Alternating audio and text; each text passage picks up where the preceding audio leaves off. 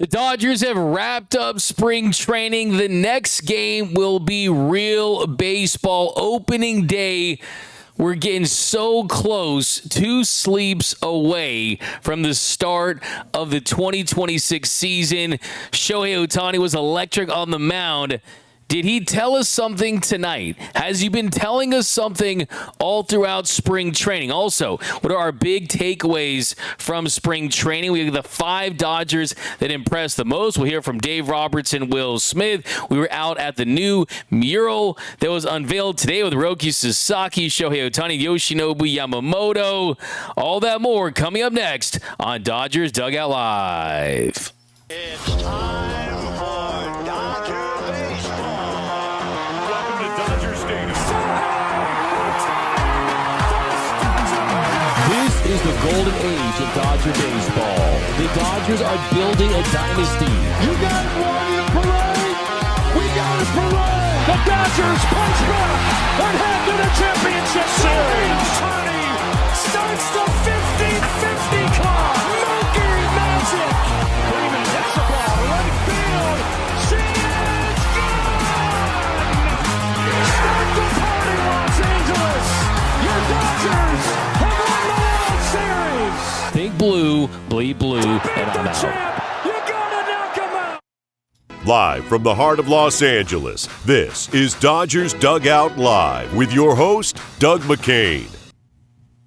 What is up, Dodgers Nation, and welcome to another episode of Dodgers Dugout Live, the #1 Dodgers podcast and Dodgers show on YouTube. My name is Doug McKain, credential member of the media. You can follow me on X and Instagram at DMAC_LA. If you haven't yet, what are you waiting for? A new season is almost upon us, and you don't want to miss anything about your boys in blue, so hit the subscribe button, hit the notification bell. Also, if you want to support every single episode of Dodgers Dugout Live, drop a comment, drop a like. Also, this show is brought to you by the LA Sports Reports, my new show about all things LA sports, and GearUp.LA, the official merchandise store of Dodgers Nation. Today's Dodgers Dugout Live poll question of the show. I asked you guys over on the X, should Shohei Ohtani go all in on pursuing a Cy Young Award this season? And right now, 79.8% say yes, 20.2% say no. So we'll talk about that and so much more because there's so much to get into in the world of Dodger baseball. So let's get right into it. Leading off, the hottest story in Dodger baseball. All right, so the hottest story in Dodger baseball is Shohei Ohtani was on the mound tonight at Dodger Stadium. He struck out 11 in the Dodgers' final tune-up game before opening day. The Angels did beat the Dodgers by a final score of 3-0, and those 3 runs came against Shohei Ohtani. But, of course, that pales in comparison to the high points of this game. He did allow 1 run on 4 hits with 11 strikeouts and 2 walks on 86 pitches, and he looked locked in. Shohei Ohtani looked like he's ready for the regular season. He struck out 8 of the first 11 batters that he faced, just absolutely dominating hitters, and he really showed tonight at Dodger Stadium, I think, what this year's ultimately going to be remembered for and defined by. And that is his ability to do both pitch and hit at an elite level.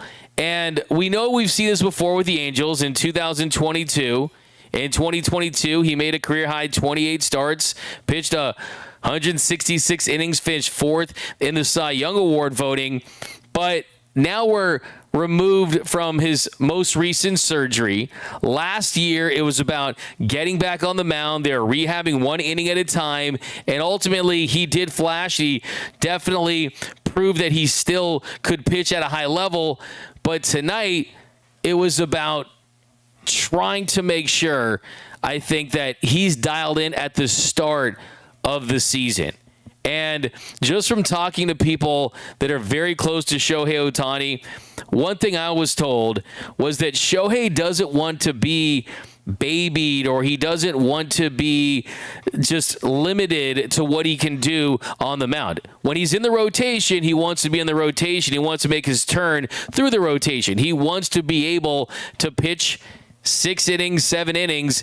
And tonight we saw what that looks like. Going 4 innings and allowing 4 hits, 3 runs, 11 strikeouts, and 2 walks for Shohei. And I think it's the way this stuff looked, too. It's the way this stuff played. The fastball velocity, you're going to see it go up. The adrenaline of a regular season game, but he was touching 97, 98.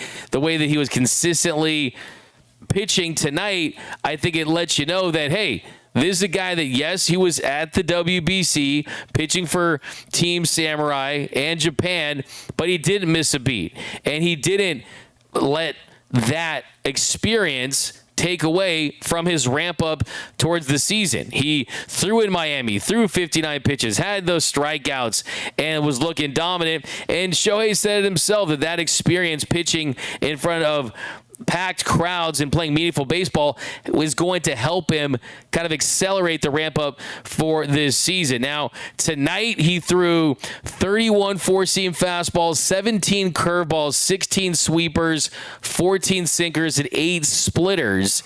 And he averaged 96.5 on the four-seamer. Last year he was at 98.2. So you're going to see the velocity go up as he continues to get stretched down, built up. And I think you're going to see the high intensity velocity that we saw from him last season. But I think what Shohei has made very clear at this point is that he wants to have his cake and he wants to eat it too. He wants to be able to win a Cy Young and a World Series, and hopefully a World Series MVP, maybe even a batting title mixed in there. I think that this year is going to be the best individual season of Shohei Ohtani's career, Angels, Dodgers, whatever you want to call it. This is going to be peak Shohei Ohtani this season, and it's going to make the 50-50 season from a couple years ago look almost regular. Because, yeah, what he did that year was spectacular, was incredible, but I think that you just can't lose sight of the fact that what he does, it almost defies comprehension. It's incomprehensible to think of a guy that, by the way, got the Dodgers' first base hit of the night, was that dominant on the mound. I mean, just think about what Aaron Judge would look like against a hitter as a pitcher. I mean, right? Just imagine Barry Bonds pitching, right? This is a guy that it would be cool, it would be interesting if he was a good enough pitcher to be a number 3 or 4 starter. That alone would be an incredible achievement. He has the ability to pitch at a level where we're even having this conversation about winning a Cy Young. And I think that is just all-time. I think what Shohei has, and like, this is not going to turn to Shohei glazing hour, even though it's kind of already starting out that way. I think that Shohei Ohtani could, this season, having protection in the lineup, having Kyle Tucker batting behind him, hopefully having a bottom of the order that is going to hopefully get on base at a higher clip, being a couple years removed from the surgery, having the confidence, having everything put together. I think that Shohei Ohtani is going to have the best season of his career, and I think that he is going to have one of the best, if not the best, individual seasons that we've ever seen from a professional athlete. I mean, the way this stuff looks, the way the bat looks, I think we could see 50 home runs and a sub-3 ERA with 20 to 30 starts. And if he does that, I think it goes down as the best individual season in Major League Baseball history. I think he wins his 5th MVP, gets 2 closer to Barry Bonds, and I think he wins the Cy Young. He becomes the first Dodger to win a Cy Young since Clayton Kershaw. And I think that is fitting, considering that this is the year that is really the torch is passed from Clayton Kershaw, the face of the previous generation of Dodgers, to now Shohei Ohtani, who's been the face of the franchise for the last couple of seasons, entering his 3rd year. But all these things, they're not hot takes. It's not hyperbolic. It's not a stretch. All these things are extremely within the realm of possibilities this season. So get ready, buckle up, Dodgers Nation. Tonight, my biggest takeaway was, oh my goodness, the last 2 years, they were great, but the main event is this season. It is wire-to-wire unicorn status. Wire-to-wire two-way player from Shohei Ohtani. And I think that the Dodgers absolutely should allow him to pursue the Cy Young, because he wins the Cy Young this year. I don't think there's any debate who's the most talented and the greatest baseball player of all time. And I can tell you from people that are extremely close from Shohei Ohtani, and they talk about how goal-oriented he is, he wants that award. He does. And it's clear to you, it's clear to me. It goes without saying at this point. He wrote it down on his goal list when he was in high school. So I think that's going to be the pursuit. And I know people out there, I hear you, wait, it's all about the World Series. It's all about the postseason. Sure, absolutely. But this guy's in his prime, right? I mean, Jordan was winning MVPs and World Championships and NBA Finals MVPs in the same season.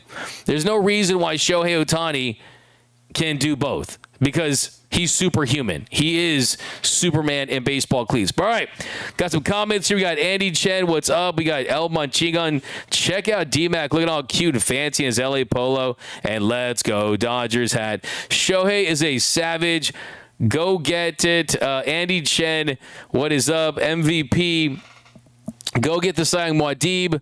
What's up? We've got, I think D-Mac is the one that's glazed right now. Shohei was really off his game tonight.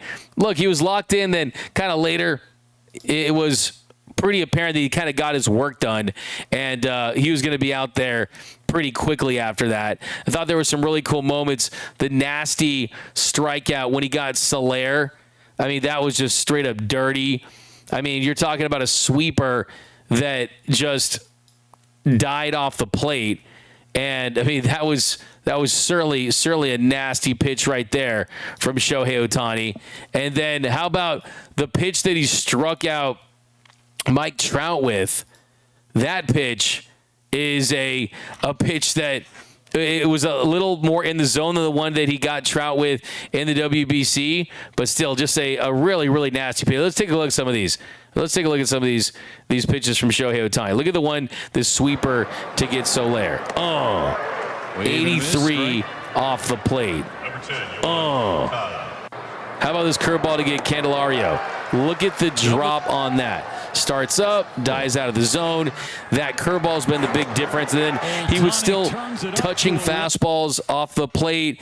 He was hitting the corner with the heater. I thought there was a cool moment here. Look at this moment between him and Mike Trout. He's smiling, then he's frowning. I love this. Strike zone. So here is the matchup that is always so special to see. Every time Shohei is on the mound, Trout is at the plate. That was cool to see. And then, of course, he gets Trout. He gets Trout in a similar fashion that we saw him get Trout a couple of years back when it was the WBC, and we knew what that was going to look like, right? We knew that was going to be the matchup we were all looking for, and we got it, and he struck him out again in that same area. And yeah, it was just impressive. It's impressive. It'll never get old to me. Let's hear from Dave Roberts, who he had to say after the game. Then we're going to hear from Will Smith on what he thought from Shohei's night at the Ravine. I thought the two outings that we saw in games, the intensity was there, focus was there, and the execution, all that stuff was there. So a lot of punch outs tonight, really efficient, not efficient, but just kind of good rhythm and efficient enough. So I thought it was another good one for him, and he'll be ready to go. Justin Roblesky's had a great spring, and just how he showed up just with the confidence and what he learned last year. Is that what you're seeing in him, and just as he prepares for this year? Yeah, I think that with Justin, he's he feels really good where he's at. Obviously, there's a real confidence with him, and I think with him, he's ready for whatever we need him. So, important part is making sure he's pitching, keeping him built up. So, he'll be back online at some point here in the next handful of days, and he's had a tremendous spring and a lot of confidence. It's good to see. Oh, sorry. Sorry about that. All right. I didn't realize that either. There we go. There we go. Better. Sorry. Yeah, thank you. Thank you. Dave, with Shohei's strikeouts, when you look at an inning where he strikes out the side and does it with a different put-away pitch for each guy, just what does that tell you about where his arsenal's at? I think with Shohei, he was obviously trying to get guys out, but today he had his sinker working, he had the curveball working, and just striking lefties out, righties out with different pitches, just shows the confidence he has, different ways to attack guys to get ahead and also put guys away. And today the field was really good, even better than it was the first outing.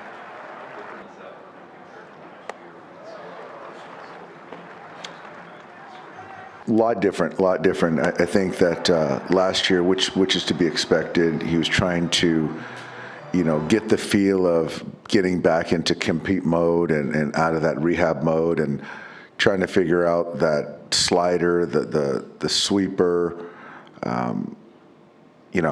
commanding the two-seamer, because he was really introducing it last year. But I think, right now with the full off season, obviously the buildup that he had at the WBC and throwing the 4 innings here, the first game, and then today, getting into the 5th inning, I think it's just now he just has a lot of confidence in, his, assortment of pitches. Skipper, how would you describe how your team is playing right now? Because it seems like even if there's something that goes wrong just for a split second, they just brush it off and keep on going. Yeah, it's kind of a hallmark of our ball club. Nothing really phases us. And, I think today is just one of those things that they see the end of spring training and they want to just get to playing real games. Just giving those guys a couple of at-bats, building up Robo and Shohei, was probably the most important part of the night. But as far as our guys, don't let anything really affect them, whether it's the travel, the schedule, the opponent, whether unforeseen circumstances, we still go out there and play baseball. So it was a great spring, and looking forward to the off day tomorrow for the guys, and then be ready to go on Thursday. Shohei threw a lot of curveball today. How would you evaluate it? I loved it. It was good. I think that, the ability to slow hitters down with the curveball, the depth of the pitch, but the speed velocity difference is a real weapon. And so he clearly had a lot of confidence in that pitch tonight. And Dave, of course you have a game to manage, but are you looking forward to seeing Clayton Kershaw make his debut with NBC and Peacock as an analyst? I think it's great. I think it's great for Clayton. Haven't seen him since last year. But just to kind of still keep his, toe in the water, stay relevant as far as kind of engaged with our ball club and doing the commentating, because I've heard, in years past, he does a good job up there in the booth. So I'll be happy to see him, excited to see him, whenever he gets here. Opening day is special for so many reasons. Is there something that you look forward to in specific when it comes to opening day, though? I think for me, it's more of, I look forward to seeing the excitement of the players, for the players. I think the fans get excited about the new season and what's to come. So, I like seeing the bunting, and just kind of everyone starting at zero, and it's going to be a beautiful day. So I think that opening days are always special, and at Dodger Stadium, I think we do a great job of it. There we go, Dave Roberts. By the way, how about our boy Noel Sanchez with the fire question, asking about Clayton Kershaw, who everyone's excited to see. I caught up with Clayton in Miami, and we talked about him being an analyst and him looking forward to be at Dodgers Stadium for ring night. And it's going to be really, really, really weird to see him. I'm wondering what he's going to be, probably in a suit, because he's working with Bob Costas, so that's going to be really interesting to see. But that is going to be awesome to see him there on ring night, to see him there on opening day. Clayton Kershaw, number 22, is going to be in the building, and it's going to be really, really cool to see. Also, we mentioned Justin Robleski there. I cannot speak any more highly when it comes to an up-and-coming pitcher in this organization. I mean, Justin Robleski, 3 scoreless innings, had 5 strikeouts. His stuff is electric. The run, the movement, the life on the fastball, just the downward tilt in his motion. Justin Robleski deserves more hype. And I think with Blake Snell out of the rotation right now, still working his way back from the injury, he's going to play a big role. And if Roki Sasaki struggles in his first couple of starts, I think that the workload for Justin Robleski increases. And I think that it's really interesting to me. The fact is he can start games and he can be effective as a starting pitcher, but he's played in 24 games. 22 of those games have come out of the bullpen. So he really hasn't been a starter mostly. So it'll be interesting. I am all in on Robo. I think that not only does he have the talent and the upside stuff, I mean, the guy can hit high 90s. He can get there, and his fastball isn't flat. It isn't straight. It has a really nice life to it. I think on top of that, I talked to Robleski last year, or actually early this year, about just the confidence of being in the World Series and being in those moments. And he told me, yeah, like it does unlock something in you to know that, look, I'm going to be pitching in a big league game, and every game's big in the show, but I've done it on the biggest stage in the World Series in Game 7, and I think that's going to springboard Justin Robleski to a whole nother level. I mean, Robo is that guy. I mean, he really is. Now, let's get to Will Smith, who was asked about Shohei Ohtani. Shohei did not speak to reporters today. I really would have liked to ask him if he was going to change his walk-up song, and I guess we'll all see. Is he going to change it up? I think he should. Just because it'd be cool if he gets a new one every single year. We had Lupe Fiasco in year 1. All right, already the show goes on all night till the morning we drink. So, good song. Banger. Year 2, it was I'm feeling good. Dun, dun, dun, dun, dun, dun, dun. I think you should do a new one every year. What do you guys think that Shohei Ohtani's walk-up song should be for the upcoming season if he switches it up? So let me know. I'll read the comments during Will Smith. But here was Smitty after the game. Just to be able to be catching Shohei tonight, obviously only 2 spring starts this year. How the stuff is playing right now, I mean, just how would you describe it? Yeah, I thought he looked good. I punched out 11 guys in 4 innings or whatever. So, I know it's only the second one, but yeah, I think he feels good. He looked good for me catching. Yeah, he's in a good spot. Of course, I've had all 3 of these games of this series. Just kind of, I don't want to say being reacclimated, but kind of getting back to catching these guys here. What are you just seeing from the pitching staff as a whole right now? Yeah, I think they look good. Just kind of try to take off where we left last year. Try to get the bullpen guys going early. Get some momentum in that area. But the starters look great. The bullpen guys look great. I know just talking to guys was a good camp. So guys are ready to go this year. Yeah, you obviously were in quite a few meaningful games this spring, but now that opening day is officially around the corner, I mean, obviously it's in 2 days. How excited are you for just what this year can bring? Yeah, I'm excited. Obviously the last 2 years went really well for us, and that's the goal again this year, is a three-peat, win another World Series. 2 days from now is game 1. A long year, so we'll be excited. I know the fans will be excited. We got the ring ceremony the next day. Should be a good weekend and good start to the year. With that ring ceremony, is there anything to having just like a tangible reminder of what the goal is?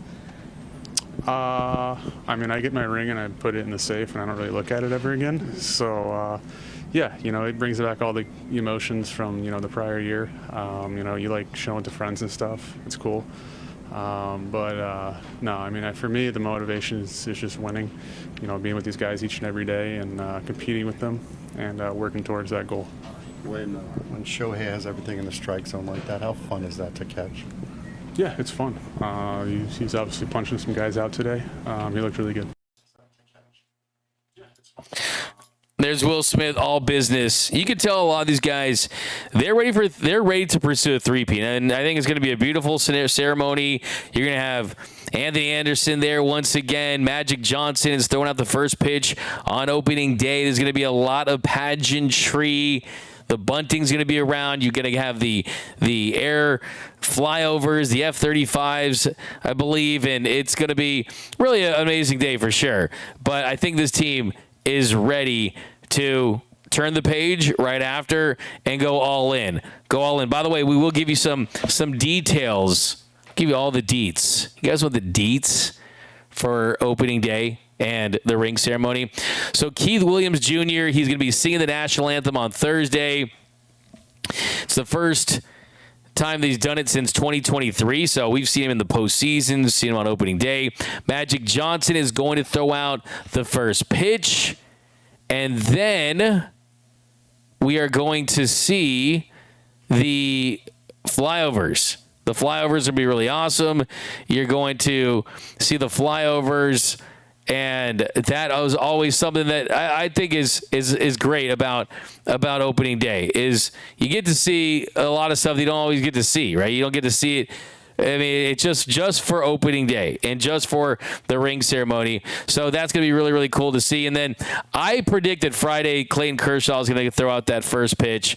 The USC marching band is going to be there. Anthony Anderson, like I said, he's going to be the host of the ring ceremony. Now, the ring ceremony begins at 6:20, so you got to get there early. It's going to be on Sportsnet LA. And then Brad Paisley is going to be singing the national anthem before the game. So, hey, we know what happens when Brad Paisley sings the national anthem. It's probably going to be a 50-inning game, right? The 18-inning game in 2018, and then the 18-inning game last year. So be ready for extras with Super Dodgers fan Brad Paisley. But, yeah, and you're also going to have NBC on the call. The Dodgers opening day pregame festivities are going to be at 4:45. The first pitch is going to be at 5:30. NBC is going to be exclusively televising that game. So no one does a better job than NBC. You got Jason Benintendi, Oral Hershiser, and Luis Gonzalez are going to be on the call. And then Clayton Kershaw and Bob Costas are going to be doing the pregame show. So I'm going to go up and introduce myself to Bob Costas. I'm going to do it. I don't know about you guys, but Bob Costas is an absolute legend. And, of course, I will be there to do a live post-game show from Dodger Stadium. So be on the lookout for that. The Dodgers also will be wearing these jerseys. I mean, look at how this is perfection as far as a World Series celebration jersey. You got the blue outlined in gold. You got the red numbers outlined in gold. The hats, you got a gold Bill, a gold LA, and the 2 stars for back-to-back. I mean, 10 out of 10 no notes. They really crushed it this year. This is what they should have had last year. Last year, the Dodgers was in gold instead of blue, and I saw them sitting all season long at the stadium, and it didn't feel like the sales weren't like they had hoped. These are going to fly off the racks, and these are going to do numbers. Okay, so let's get to some of these spring standouts. And first things I want to talk about is the 2 Dodgers that were named to the All-Spring Breakout First Team. You had Dodgers prospects Zach Root and James Tibbs III. They were on the All-Spring Breakout First Team after the game. And Zach Root, the number 13 prospect in the Dodgers organization, he had a really nice outing and in that spring breakout. And then Tibbs really has been one of the big takeaway players as far as who performed very well this spring. If I'm doing my list of the 5 Dodgers that I was most impressed with this spring, I think James Tibbs is, when you look at the scale, right? I mean, there's only so much that Shohei can do to impress you in spring, right? It's the younger guys that impress me the most in spring. And I think if I'm doing my all Dodgers spring training team, James Tibbs, he went 15 for 48, hit .313, had a 1,053 OPS. He finished with 4 home runs. That was second on the team James Tibbs has a bright future in this organization. The Dodgers got him for a bag of chips and a bucket of baseballs because they traded away Dustin May, who they had no intention of including in the postseason roster. He was not going to get his opportunity to start here. They had zero interest in giving him a new contract, and they got a prospect in James Tibbs, who was a part of the Rafael Devers deal. When he was sent to the Giants, he was the former first-round pick from the Giants, who was 13th overall. And Tibbs has a future in this organization. There's a world where if there's injuries or he develops quick, he starts at AA Tulsa, and he starts to hit there, and he gets to AAA. We could even see him as early as this year. For sure, I think we're going to see him in 2027. And James Tibbs is definitely someone who impressed the Dodgers, and it really goes to show that this is an organization that finds a way to get new blood, to get fresh prospects, even though the system is designed for them to pick last in the draft, for the international bonus pool to be limited because they are a repeat offender of the CBT, and they go through the highest threshold, so they're always going to be stripped away from assets. But they find ways, and they trade away a player they had zero interest in Dustin May, and they got it into James Tibbs. That's why they're the best organization in baseball. I mean, one of a million reasons, right? So he's definitely on the list. I think my spring training MVP, this is an easy one. It goes to Teoscar Hernandez.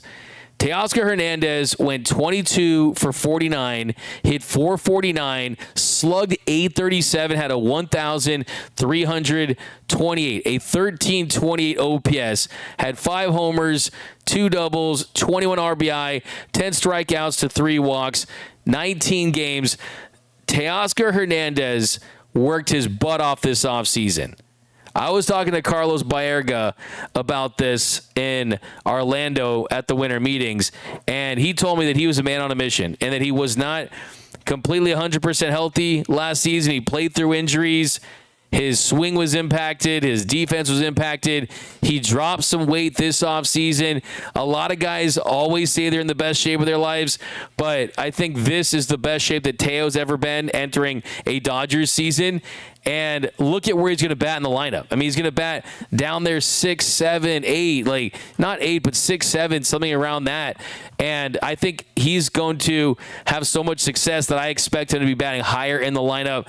When the Dodgers are going up against lefties and Freddie Freeman bats 5th, I could see Teoscar batting cleanup if Will Smith is going in a slump or something like that. So I could definitely see some Teo batting cleanup this season. He's had a phenomenal spring, and kudos to him for taking what was a season where still finished with numbers that some players would like, but by his standards, it was not a season that he loved. But hey, don't forget this.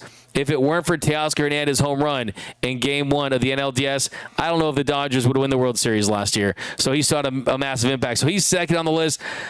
Keeping it moving, and I got to go with Santiago Espinal. I mean, Espinal tonight, he showed, I think, again, what he could do for this team. He had the hit. He was able to get that double, and I think there's some slug in his game. They flattened the bat path out. He's more aggressive early in counts. You're seeing his hard contact numbers go up, and hey, maybe I can make up for the Miles Conforto thing, because did I not say before the Dodgers played a single spring training game? Did I not say before that Santiago Espinal was going to be on the Dodgers roster? I guarantee I was the first guy to say it. I heard some things about it. I talked to Teoscar Hernandez about it too, by his locker, and he had me believing. Santiago Espinal, I interviewed him. He had me believing, and I think that he's going to make it very difficult for the Dodgers when Kike Hernandez and Tommy Edman get back, because I think that he's going to be a player that you're going to want on your team. So he's third on the list of the Dodgers who impressed during spring training. I mean, he's a guy who was a non-roster invitee, and he carved out a spot on this team. And that's not easy to do on a Dodgers team that is stacked with all-stars and high-level prospects and just talent across the board, but he ended up going 17 of 45, hit 378, 2 home runs, 6 doubles, and for him, the most impressive number, 7 strikeouts to 5 walks. So the on base was at 415. He gave you quality at bats. It's exactly what they were hoping to get. Keeping it moving, kind of go the younger player. How about Zach Earhart? I really like what I saw out of him. Outfielder prospect, dude's jacked. He goes 16 for 54, hit 296 and 856 OPS, 3 triples, flashed that speed, 5 doubles. Thought he had himself a spring worthy of a nice little round of applause for our guy Zach Earhart. He's someone that Dave Roberts even mentioned before the game today that he impressed him. I think you can also include Andy Pages on this list. If we're going to go add a bonus offensive player, Andy Pages goes 17 for 50, 340, batting average, hit 870 OPS, 2 doubles, a triple, and a home run. I think Andy Pages is out to prove that slump in the postseason is behind him, and that after the All-Star break, kind of just being floating around average is not the player who he thinks he is. I think that he's a guy that can be an All-Star this season. The defense is above average. The arm is a plus arm, and I think that we're not going to see him have James Outmanitis, right? I think that he's going to stick. He's not going to be a guy who flashed in the outfield and then pitchers figured him out and then he wasn't be able to carve out a role. I think that he's certainly going to find his way in the show. And then a couple other on the pitching side that I definitely wanted to give some love to. On the pitching side, of course, I think you got to give some love to Alex Vesia. Alex Vesia, I think he was dialed, impressive. He looks very sharp early in camp as far as the way that he dealt with everything that he was dealing with. He made a statement at the beginning. It was very emotional. You saw Dodgers fans embrace him and talk about how much it meant to kind of have him back and doing what he loves best, right? And that is certainly what he loves best, and that is playing with his teammates and competing with this group. So, yeah, definitely want to give Alex Vesia some love. He ended up going 8 innings, had a 1.13 ERA, 8 strikeouts to 4 walks. Him and Tanner Scott, those are the top 2 dogs when it comes to the lefties. I think other names that you might not expect that definitely deserve a nice little shout out. Dave Roberts gave a shout out today to Campos, and Campos is certainly a guy that is happy to be a Dodger, right? I mean, he's a guy that you love to see get an opportunity. Chris Campos, a .90 ERA, 12 strikeouts and 2 walks in 10 innings of work. I thought Chris Campos really impressed. I think Antoine Kelly also did a fine job, 9 2/3 innings, a 0.00 ERA.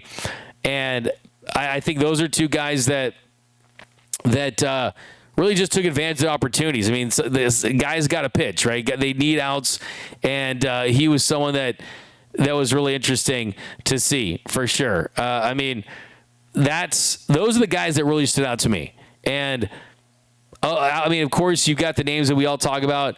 We know that you're probably not happy with Tanner Scott, who didn't impress.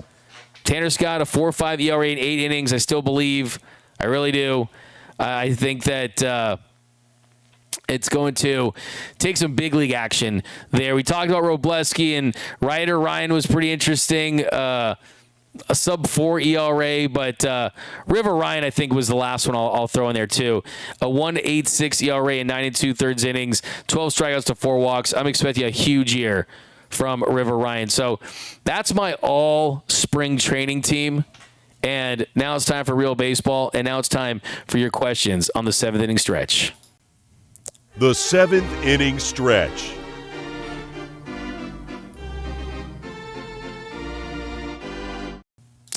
Okay, we got Jackie Reyes, and we'll be with you, D-Mac, all the way. What's up, Jackie Reyes?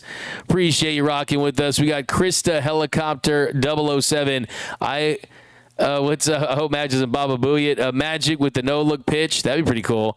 Let's go Dodgers from Brian Kutstra, Andy Chen, El Manchingo, and Freddie should walk up to Stone Cold Steve Austin's intro with beers in hand. I wouldn't be mad at that. I would definitely. Eric DeVere Jackson Douglas. It's time for Dodger regular season baseball. I like it. Delirium 9, wow, I need that caveat. Shout out to my friends over at Born and Raised, hooking your boy up. Tibbs got power, Andy Chen. Yeah, I think that's the most impressive thing about James Tibbs is the fact that he's got some pop in that bat for sure. Will Tibbs replace Teoscar in 2028? Look, you got outfield prospects, right? You got Zaire Hope, you got Josue DePaula. They have a pipeline of guys, and right now that's why you look at that contract with Teo and you say that's a great deal because it's a 3-year contract. It was about infusing a lefty mashing bat into a lineup, a guy that's a clutch hitter in the postseason. And, hey, the 2 years that he's been with the Dodgers, he's came up big in the postseason both of those years. So that's really what he's here to do. He also made an all-star. D-Mac, you should give away for one of those hats, like a trivia question. Yeah, we'll bring back the trivia for the regular season. We've got the Call of Duty lag. Yeah, I'm not sure what's up with that. Hey, D-Mac, you should host a Have It Torta on D-Mac event. That'd be kind of fun. We on that Internet Explorer? I don't know. Yeah, I'm going to get this thing checked out. Damn, dial up. Stop letting phone calls come through. Yeah, I got to figure out what's up with that. Dodger Stadium, the mecca of baseball. Dodgers Dugout live with ASAP. Oh, I don't even know what happened here. What's up, Ray Barrios? What is up? D-Mac's been faster than the speed of light. Is it okay now? Let me know. Hey, D-Mac, how's the weather at Dodger Stadium? Welcome back to the west side, the best side, D-Mac. Yeah. Put your dubs up. It's the big show from Dan Moreno, 3-peat Scott Briscoe. How about this? Give me your World Series prediction. Give me your World Series prediction. I've been thinking about mine the last couple of days. Gonna drop it tomorrow. I'm gonna drop it tomorrow. Because I've been going back and forth. I've been trying to will the Houston Astros to the World Series for the last couple of seasons. And I know that's weird because it kind of means you have to like semi-root for them in the regular season and in the first parts of the postseason. I just think that'd be so satisfying. I would just love to see Shohei hit bombs in that park, and it would just be the most satisfying World Series win. Dodgers-Mariners is interesting, Izzy. Can the Mariners get over the hump? Andy Chen says Dodgers in 4. Awesome. D-Mac took a breather real quick to allow the feed to catch up. What's up, Mario? All right, bold prediction. And Tucker goes back-to-back to start 2026. Shohei, that's a nice bold prediction, Scott. Shohei and Tucker goes back-to-back. I don't know if it's a bold prediction for me, but I think that Kyle Tucker is going to finish as the second most productive hitter on the team. Dodgers versus Blue Jays, repeat for the 3-peat. I see what you did right there. I like that. BC, he cried when they won in 2022. Dodgers versus Red Sox. I've been researching the Red Sox. I'm not going to tip I got my bold predictions. A lot of stuff I'm dropping on tomorrow's episode. But I like that. Oh, what's up, D-Mac? What's up, R. Carino? My goat back at you. Appreciate that. Yeah. Dodgers over Red Sox. I'm getting everyone's World Series predictions. Offense looks so potent this season. Yeah, I mean, they really do. Let's not forget that most of the Dodgers had down seasons in the regular season. Teo down season. Mookie down season.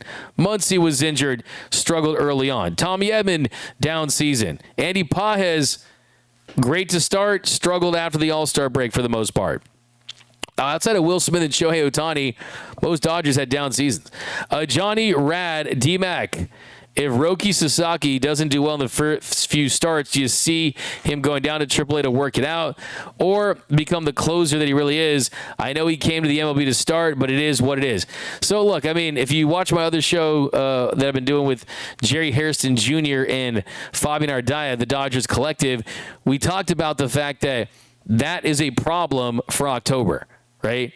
Meaning that you're not going to discuss Roki out of the pen until October.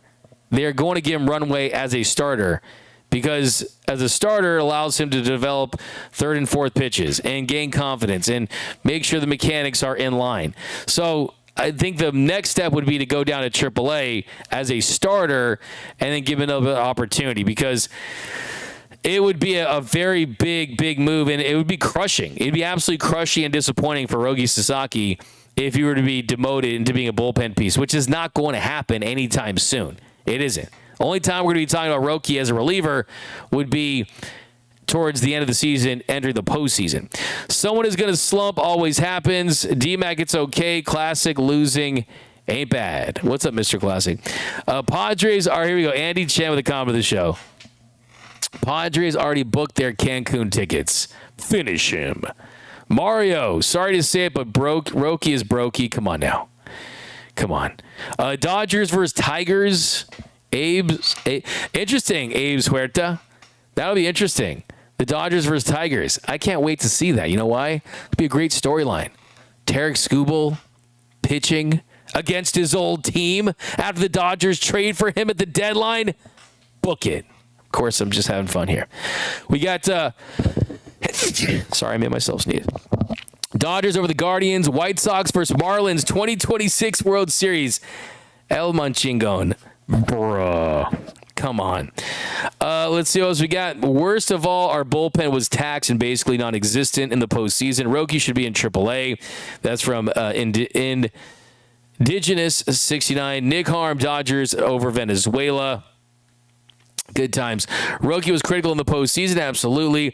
Pete Eat Crow Armstrong will have to eat his words when he comes to town. We're going to show up. Yeah, you guys know that. I love that fire take. I like it. All right, guys. Keep him coming. J.Y. Kim, I just want Roki to recover his dominant form as he wants to. Development isn't linear. Absolutely. Especially for a pitcher that has dealt with injuries, dealing with a new league, new country. A lot of factors in play here. I look at guys like Clayton Kershaw. I mean, young players, they struggle at times. They really do. And for him, he needs to find it, and it's definitely a rough and tough watch sometimes, but I think he's got it in him. And it's just the talent's there, the special pitch is there. It's just about having everything click. We've got A.U. Potter. Roki should be replaced by River ASAP. Our bullpen will be taxed too much early on. That's what I talked about on last night's show. He's in the starting rotation. Roki Sasaki's in the starting rotation, but did he earn it or was he given it?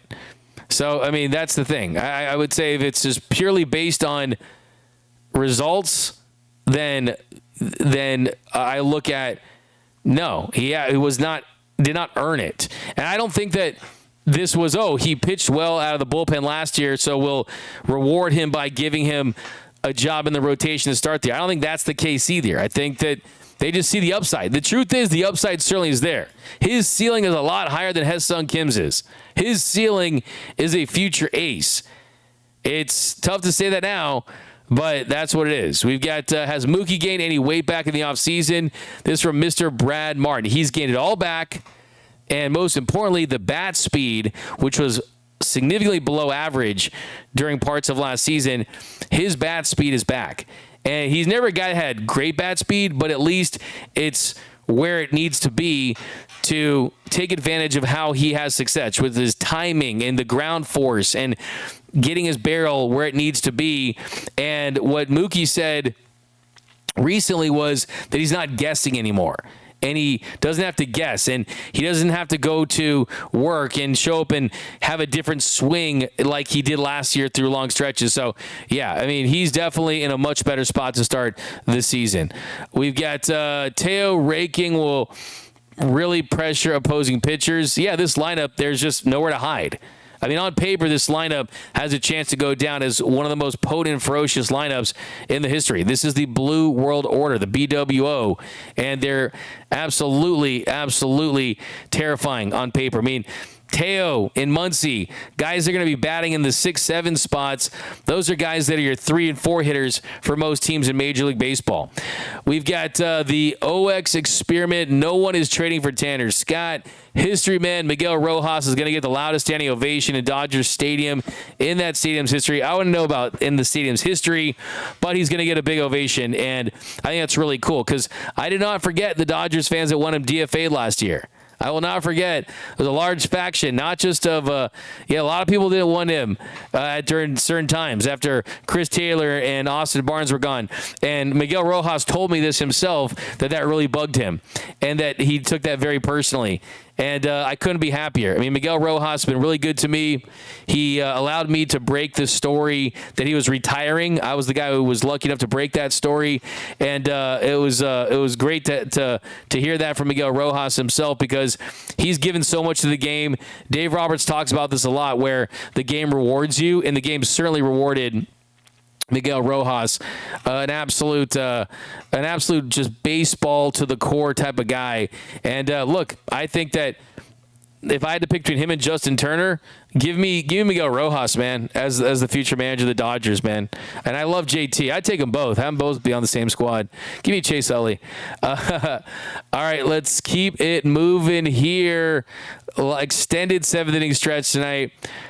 Don't understand the value of his contract that cheap. Yeah, $5 million deal for him.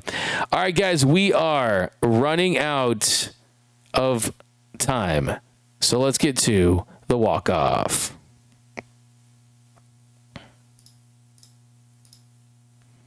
The walk-off.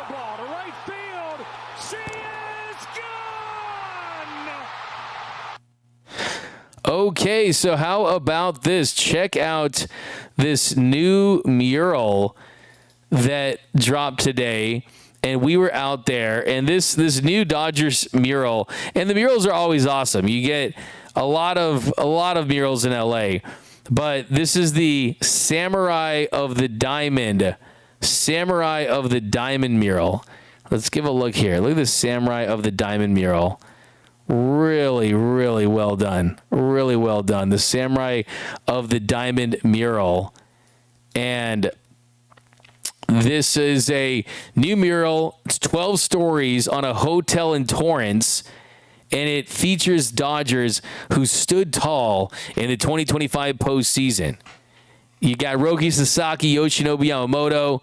You got the World Series MVP. You got the 4-time MVP. You got Roki, who was big. The monster of the Reiwa era, the Bailar Roki, as he was last season. And it was really cool to see this. And Dodger Stadium is not too far from Torrance, but it kind of made me feel like some of those murals that you see going into Dodger Stadium. But check out, you got Ohtani, you got Yoshi, you got Roki taking up this whole building. And Dodger Stadium, or Dodgers Nation, was actually out there to cover the event. These are more than just ball players. They're ambassadors of culture, and seeing them on the same team and really just palling around and also playing the game at the highest level. It's incredible to see that they're the pride of Japan when I go back there. And I know that Roki is starting off slow, but I have great faith that he's gonna be okay. And it's about the collective, really. So him being on there is definitely important and warranted. So really awesome stuff. I love that stuff because it just brings the community together, brings everyone together. And look, when there's murals being painted, it's an indication that that team is having success, right? So hopefully we get more murals this season. Who's going to be the next to get a mural? We'll find out, but excellent job there. But that's going to do it for this episode of Dodgers Dugout Live. My name is Doug McKain. You can follow me on X and Instagram at DMac_LA. If you haven't yet, do me a huge favor. Hit the subscribe button. Hit the notification bell. Drop a like. Drop a comment. Let's go. Couple more sleeves, Dodgers Nation. We are almost at opening day. Get ready. Lock in a new season is almost upon us. You can follow me on X and Instagram at DMAC_LA. And most importantly, remember that nothing brings us together quite like Dodger baseball. And until next time, think blue, bleed blue, and I'm out. Start the party, Los Angeles! Your Dodgers have won the World Series! And when the upcoming winter gives way to spring, rest assured, once again, it will be time for Dodger baseball.